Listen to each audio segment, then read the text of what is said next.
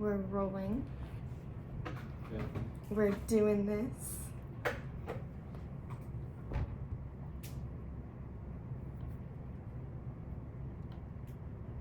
Hi, my name's Laura Lee, and I'm here with my daughter Elise, and welcome to Who Let Us Adult?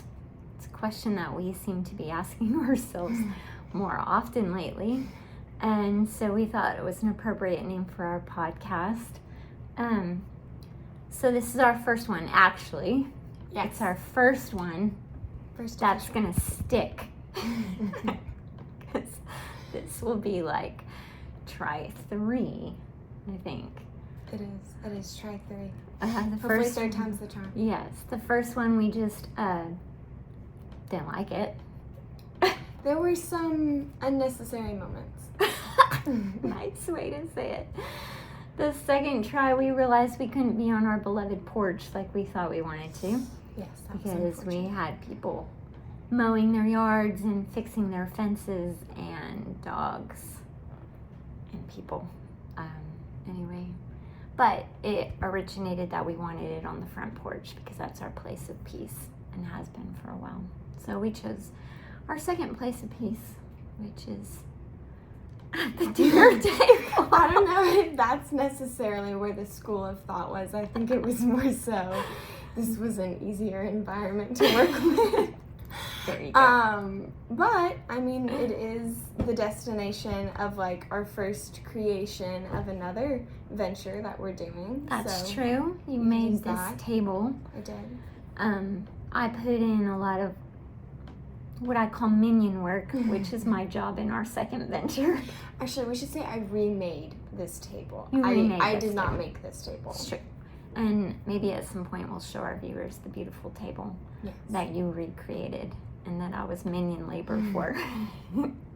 Because in that venture, you're the creative and I am the minion. A little bit. Yes. Anyway, a little background about me. I am a retired teacher, and by retired, I don't mean like old enough to be retired. Just decided to stop being in that area. And I'm a mom of 5 right now, but I have 6 children, and so I'm sure we will talk about Claire someday also, but not today. So being a mom, you don't get to retire from, I've discovered. But Understatement. actually, I've discovered that being a mom to 5 children, although difficult when they're toddlers and the age range of like 7 to newborn, is not good times.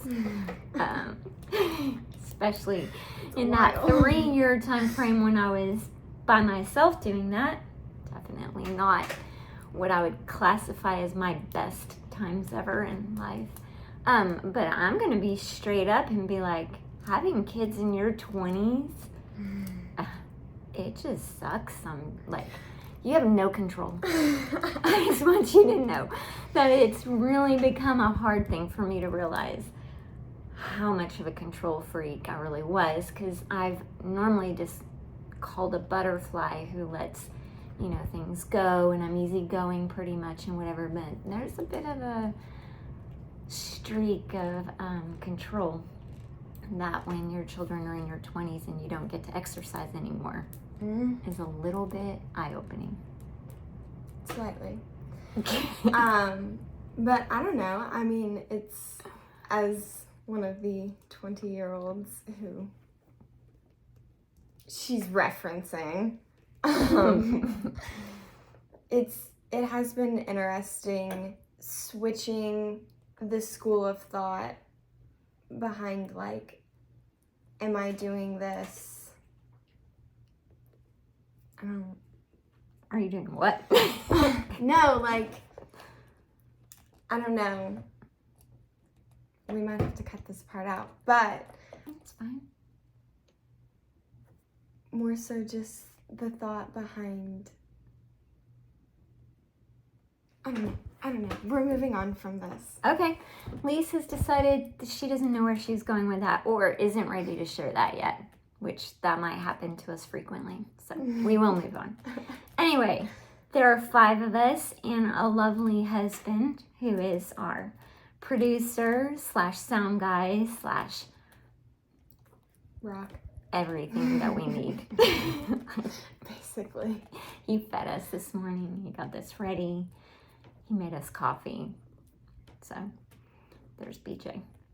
But anyway, there's Elise has 2 older brothers and an older sister, and then a younger brother. And so the age ranges are, my oldest daughter is 26, and then my son is 25, and then my other son just turned 23. Elise is 21 and going to be 22 in about 6 months, which is freakish to me to even say.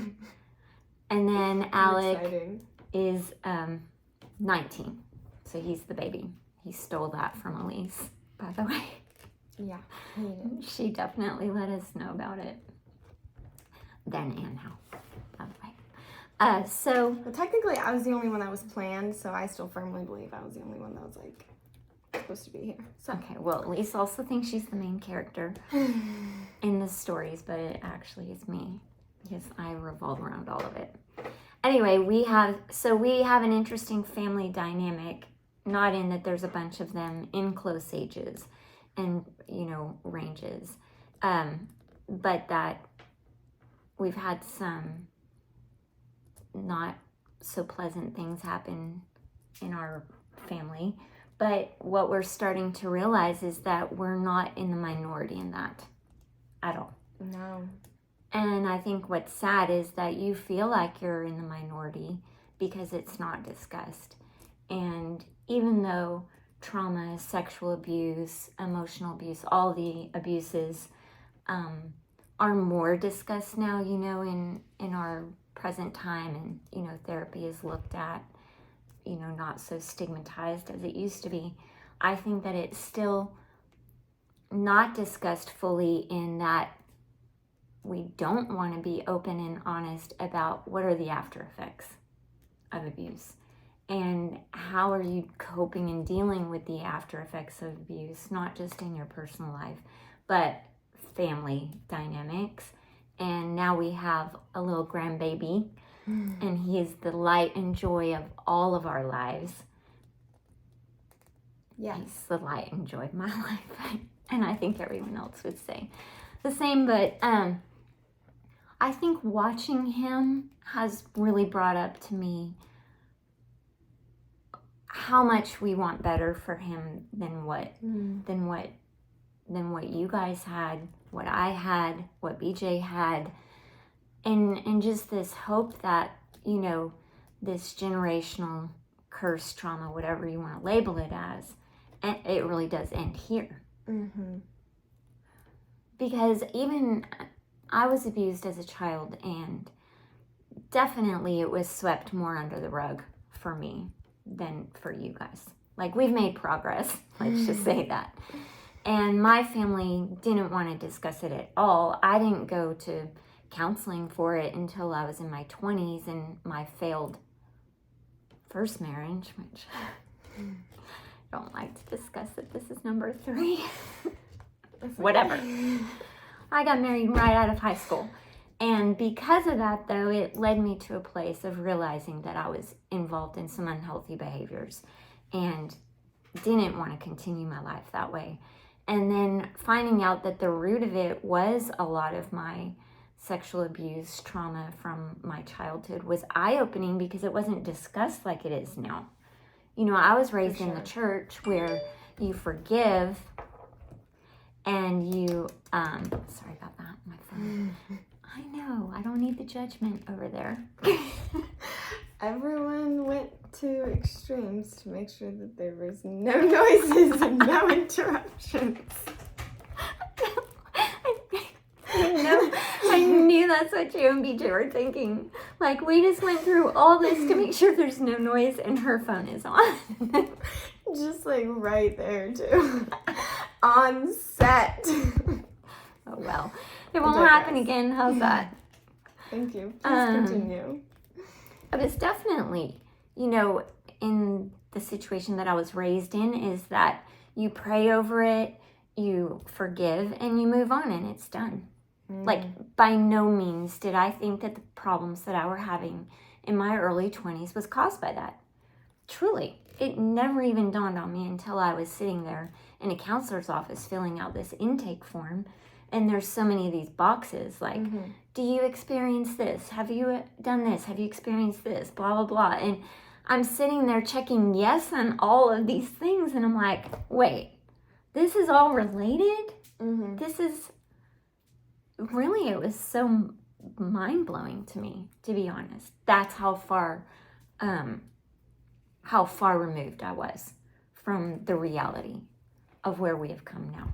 See, and that's kind of crazy to me, because I feel like this is something that has been so prevalent in I mean, not just my life, but all of our lives. And so the idea of it not being talked about, which is, I think, one way where you really did thrive, was because we were talking about it. Like, you didn't allow it to be swept under the rug.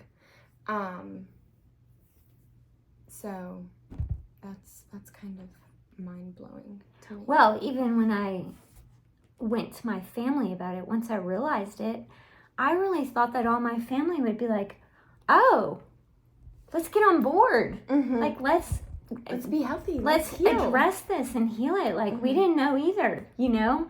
And I was all, I mean, I wouldn't say that I'm starry-eyed and bushy-tailed, but I definitely thought, like, oh, I've discovered something that this is going to be helpful. New, and we just didn't know. So now we know, let's do better. And I was shut down real fast. Like, nobody wanted to talk about that with me, except a few. Yeah. And I have a big family. And then, you know, really realizing that the quote-unquote monsters in my life were not monsters. They were people who had been abused themselves, and, you know, we even discovered it went as far back as my dad, you know, and my parents, you don't know this, but my parents were like 42 and 46 when they had me. So their generation was even further from all of this than even I was, right? Like, it was never, probably ever, even discussed. No.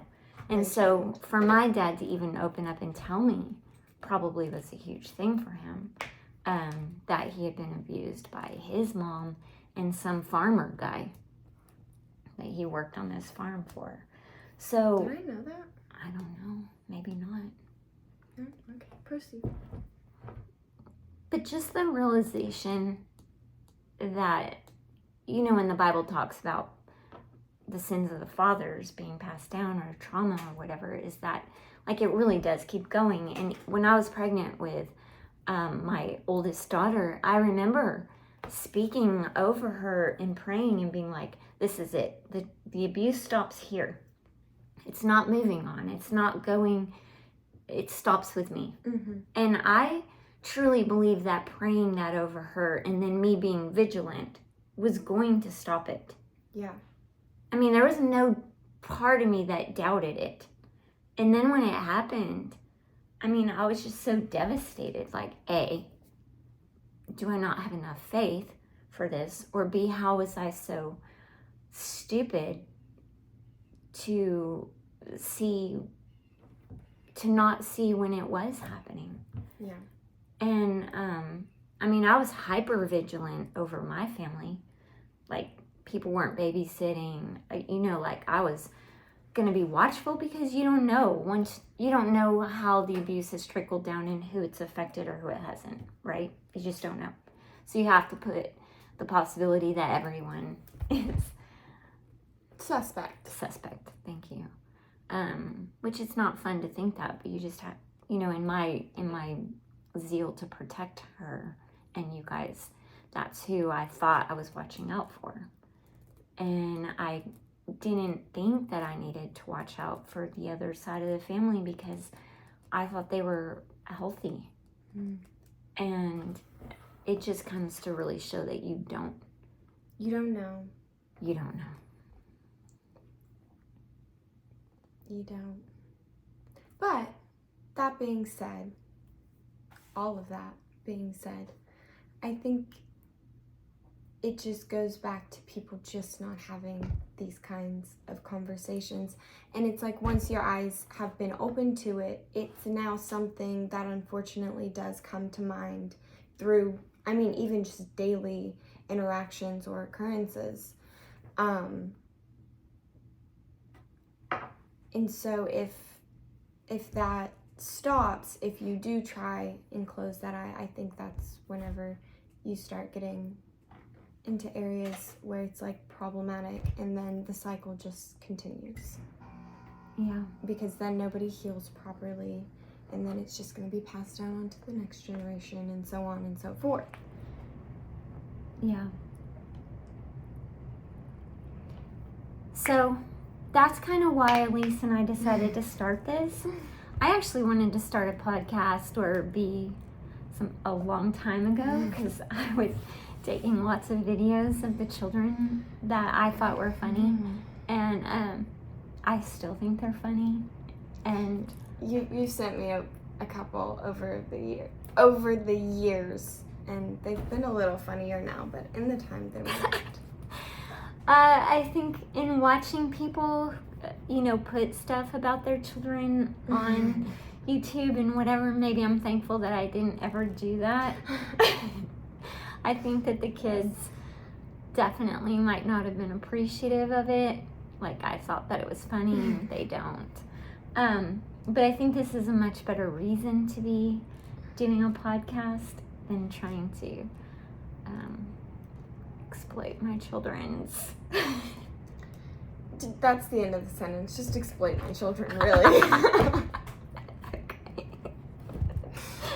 Anyway. Elise has been home for a while now. Yes. Going on 9 or 10 months now. She asked us last summer if she could come home because she found herself in a situation that was not good. And she asked if she could come home and really seek out healing. Because here's the thing. She's been in counseling since she was probably 4. You have been in counseling since you were 4. And you stayed in counseling consistently until your teenage years. Yeah. And then she started to have her voice and trying to tell things like, I'm good now, or I don't need it now. And so I think you reached a point where you realized you need to get serious. Well, I mean, there have kind of been a couple of points in my life, really. There was my sophomore year with the drugs and the partying. Well, I was going to let you say that if you wanted to. And that wasn't where I think it failed for me, is because that wasn't something that I decided I wanted to go back to. That was something like y'all made me do. And while eventually I did get over myself and I started to, go through some kind of healing process, I don't think it went as deep as it needed to. And I think whenever I was, going back to school, I was kind of just like ready to be done with it. I was done with talking about it. And then there was my second year at LSU, whenever I decided I decided to take the next semester off. That was an unfortunate time. And yeah. You were literally calling me almost every weekend at like 2 or 3 in the morning, sobbing. Yeah, those were not fun times. No, they weren't. And I came home setting the precedent that I wanted to go back to therapy and really work on things. And I didn't, not until the very end. And then I didn't even go see my usual therapist. I decided I wanted to try another one.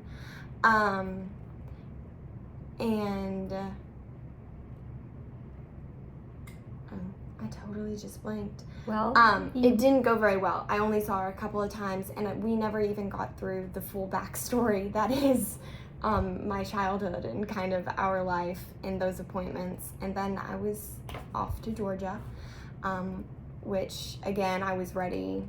Already just from those 3 appointments, I was ready to be done talking about it.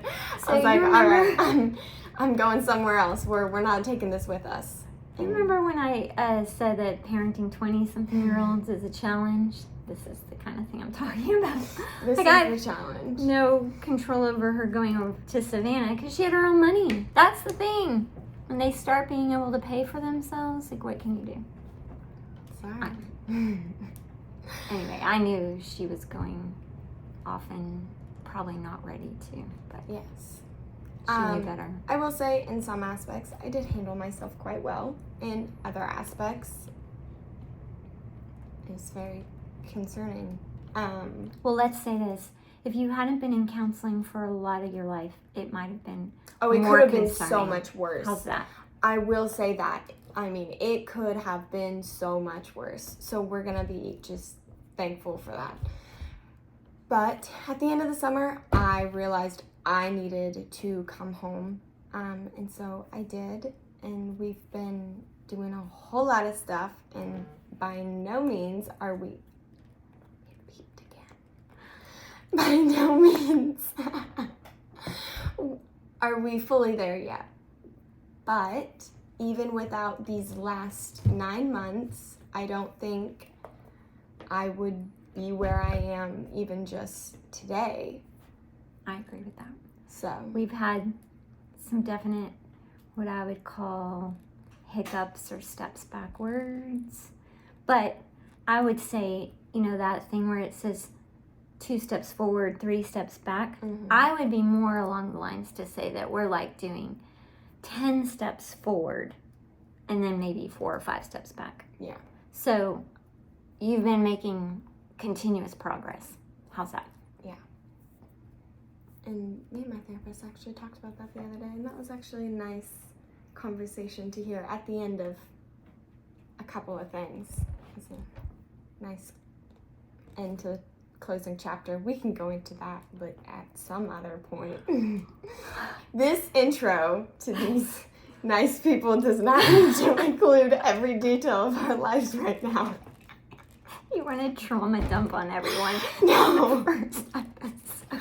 I don't want to trauma dump on everyone these first episodes. No, thank you. But anyway, the point being is that number one, we feel like there's not enough honest conversations about what do the effects of abuse look like, not on just your life personally, but the ripple effect of that for family, for friends, that you've literally lost friends that you would like to still have as friends.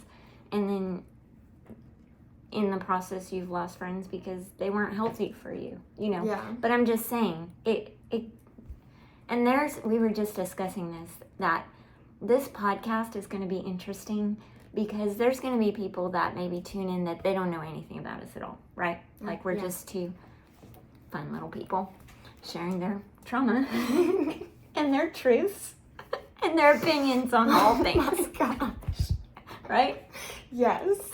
And they're going to choose to watch us maybe because we have fun things, interesting things, sad things, whatever your reason. But anyway, there's those people. Absolutely. There's going to be people that tune in that kind of knew what was going on with us, and now their curiosity, they're like, oh, I am interested in hearing what was really going on. They knew bits and pieces, but not the whole thing. I think the group that, and then there's a group that's gonna think they know the story because they heard the story from someone else, and we weren't telling our story for a very long time to hardly anyone. That's the thing. And we weren't allowed to because of the law. Reasons. Anyway, so that group is going to be interesting because they're going to be faced with this thing of what do they decide to believe. But the group that I guess is kind of hard for me is the group that knows us and they're about to learn some things that they didn't know at all. And they think they know some things, and maybe they know a little bit of some of those things. But there's the potential that they're going to learn, like, oh, geez, Laura never told me that. Like maybe things that you probably didn't want to learn. Maybe things I didn't want to share. Yes. And that's a hard thing to come to because that's really about your pride and the image that you want to present. And I've already dealt with that. Like, that was hard for me when one of my sons went to A&M, and I'm a teacher, so it's always been this thing like, you're going to go to college. I told the kids, you're going to go to college. And that was a real hard untruthing. That is not the right way to say that. For me to come to, but like, I have a husband who works so hard, provides for us, never went to college, and he's more successful than a lot of college people I know right now. So I had to really come to grips with the fact that, it's okay if my kids decide not to go to college. And I thought that I was there until my son, who went to A&M after a year, came back from almost being in vet school, telling me he didn't want to go to school anymore. So that was hard. But that goes back to what I was just saying, that you want to keep this image. And so the image of my successful son in A&M, who was going to be a vet, that was a hard thing to come to realize, that I still was at this place of image keeping. I mean, there's been a couple of points of realization on that one, I think. I know. Not just for you. I know. But that's why these conversations probably don't happen, to be honest. And so that's why we decided to be vulnerable and go for it. And honestly, it's probably more you that's about to be vulnerable. Yeah. And I respect and admire that. And we've already discussed that whatever parts of her story she wants to share is fine, and whatever parts she decides to keep to herself is also fine. But I think about, and I think this is one thing that hit me this morning when I was thinking about this, is, you always start off a story. You don't always, but a lot of good stories start off with once upon a time, right? And it always is. There, once upon a time, there was a girl or a boy or whatever it is, but it's deciding to focus on that one character or that one moment, right? Once upon a time. And I think that in these scenarios, you have to realize that the once upon a time with this person actually started way back. Like, your backstory is important because you didn't get to your once upon a time without the backstory. Yeah. Like, even this morning I was thinking about Lord of the Rings and Frodo. Like, Frodo wouldn't have had his story and journey without Bilbo first having his, right? So in some ways, we can't say once upon a... I'm confused on where you were going with that for a second, I'm not gonna lie. We can't say, like, once upon a time there was this little girl named Elise, and these are the things she went through, without backstory of, like, where did I come from, and where did my family come from? It all intertwines to how you got there. Yeah. So even though it's you opening up, it's also going to be me in some ways too. And your siblings being willing for parts of their stories to be shared, and maybe they'll come on here sometimes. Yes. And But maybe they won't. I feel like that makes it sound, maybe we've just gotten slightly off track, because it's not just trauma. I mean, that trauma is where we've started, but we've also come so much further than that, and it's led us down truly just a path of, like, healing everything. This is true.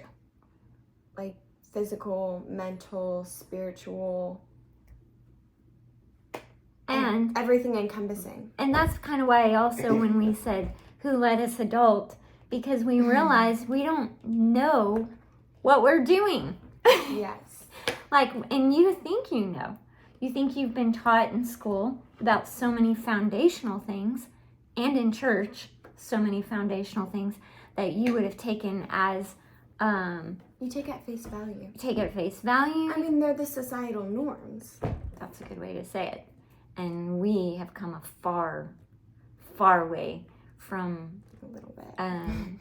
Some things that we believe about health, about trauma, even healing now, about school.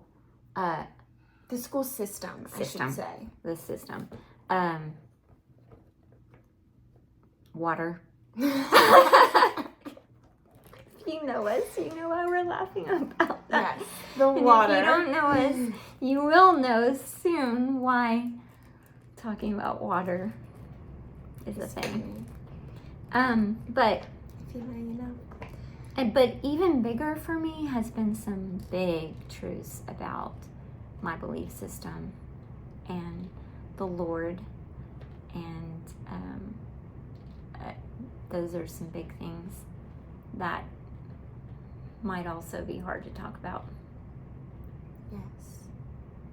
It's a breakdown of trauma. It's a breakdown of religion. Because, I mean, you can have God without religion. Do you know what I mean? Yeah. But I think we're I'd also more say church. Church. A breakdown of church. Yes. How about that? a That's a much better way to say phrasing. Yeah. But we're also funny. We're not just like these crazy health cookie nut jobs. My gosh. So are you saying that crazy cookie nut jobs can't be funny? Like we're just our own little subcircle, like a Venn diagram. Okay, no, there's definitely those health people in life who make that like their entire personality. Yeah. So, Yeah, because they're the cookie nut jobs. Okay, that's we true. have more to our personalities. How about that? That's what I want to say. Yeah, that's a good thing to say. Hey, I've been trying to not interrupt this, but it's like 32 minutes. Do you realize that? Oh. Yeah. Like Okay. We keep getting slightly sidetracked. Well, we're pretty much done with like who we are, why we're here. Yeah. So one thing that we will do before we leave, though, and it's something we are going to do every time, because last year when BJ and I went to see Elise in Savannah, we listened to a book on the road called The Secret. And it really changed my mindset.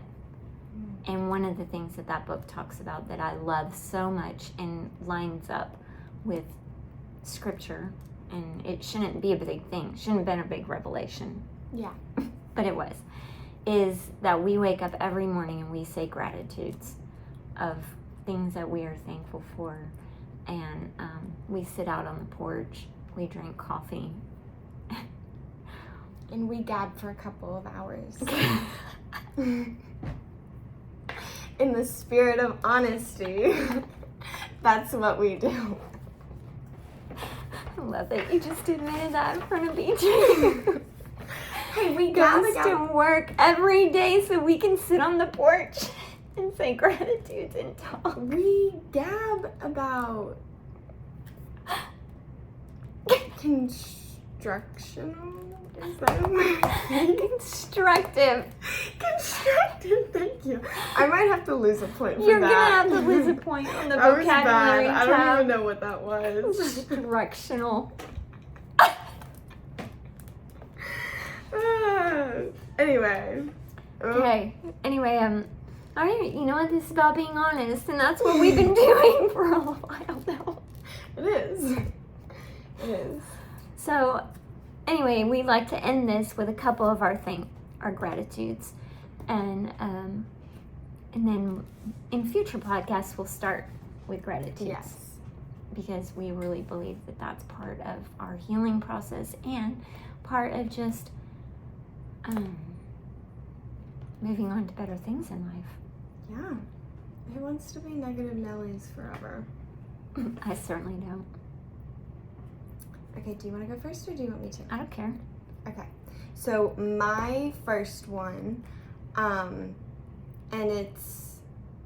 we won't go into everything, but basically I am just incredibly grateful to God for his protection from getting me from Tennessee back home on this recent trip that I went. Yeah. I won't comment a lot on that, but I will say that I am extremely thankful for that as well, because I was trying to not live in fear during that little time. Without control.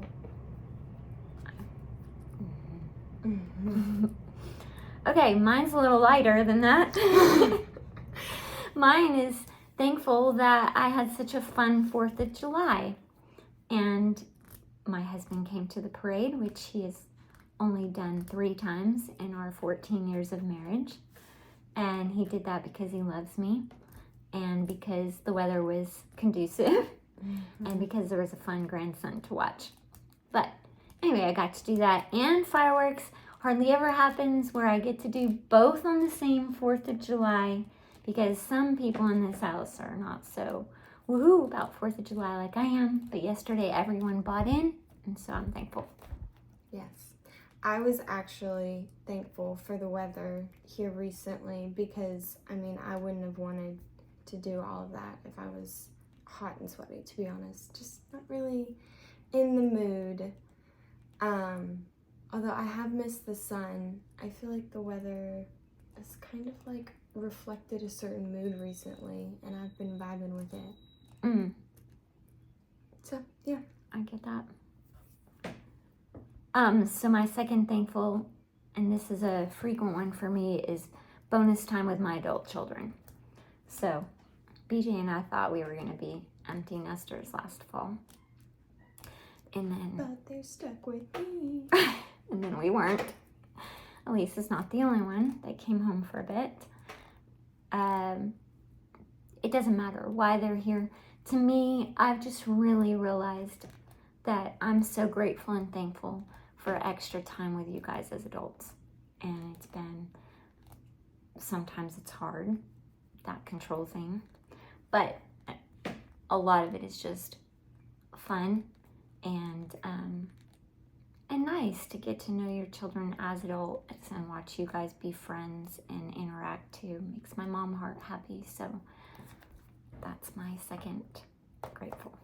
No, it's actually kind of cool getting to enjoy your parents as adults too, and not necessarily more of like they're your friends, but you do develop a different kind of friendship with them, and so that's been a lot of fun. It makes me remember when Alec asked the other day if we're best friends now, and I was like, oh, and then Elise was so sad. I said yes immediately with like a smile on my face, and I did not get the same heartfelt reaction from her, and that's fine.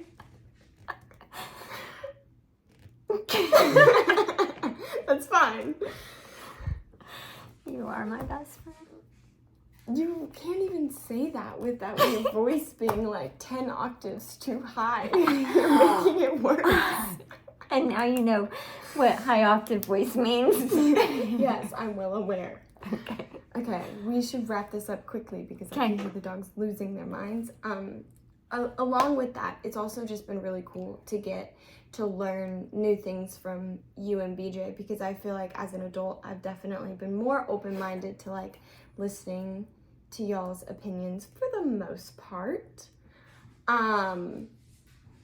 And really getting to learn from y'all. But I was so thankful for the truth dictums that you sent me. I feel like, I mean, I even am just starting to feel better, and it's almost like more decisive. It's really cool.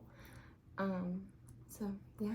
Well, so dictums, truth dictums are like statements about truth for her. that when she was gone on said trip that we were just discussing, I was starting to kind of freak out, and I just had this inner peace all of a sudden that, again, I keep having this told to me, that you guys are not mine to control, that I need to put you in God's hands.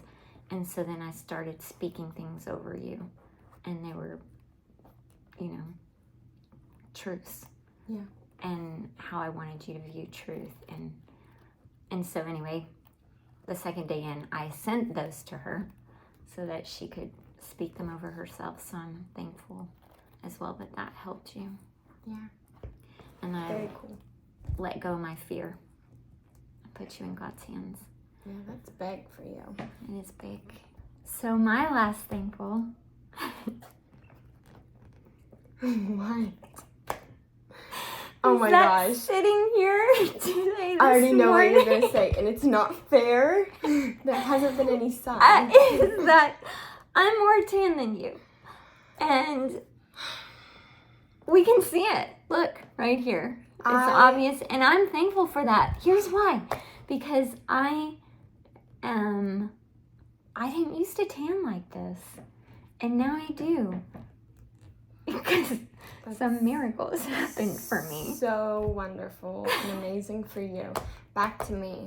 I was darker than everyone in this household for the longest time, and I have been spending too much time indoors recently because there's been no real sun for me to lay out in. So it's just an unfortunate circumstance. Okay, well, somehow I've managed to still be tan without sun. So, whatever. Anyway, that's all. I knew you weren't going to be happy about that one, but it really, truly is making me happy today. I love that for you. So, we don't know how often we'll make these. We thought we were going to do them weekly, and here we are 5 weeks later, and we just now have one. Yeah. So, but hopefully at least every a couple of weeks, we'll put one out. Yeah. I think. It feels a little official, like signing off. I know. I was wondering, we don't have like some kind of set sign-off thing. Yeah. Welcome aboard this interesting journey with us. We've been on it for a little while, so yeah. And we hope you join us again. All right. Toodles.